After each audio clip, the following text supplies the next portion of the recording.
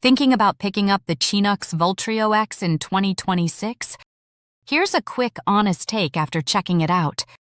So first impressions, it's a compact device, and it definitely feels like it's built for convenience more than complexity.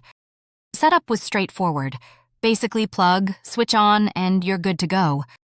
No complicated learning curve, which I actually appreciated.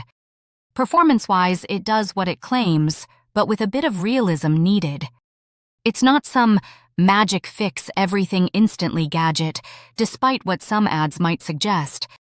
It handles everyday use pretty well, stays consistent, and doesn't overheat or lag in basic operation.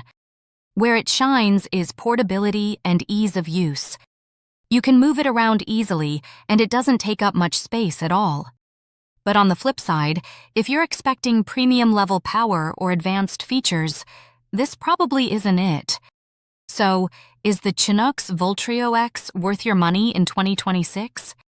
If you want something simple, practical, and lightweight, yes, it's decent. If you want top-tier performance, you might want to look elsewhere.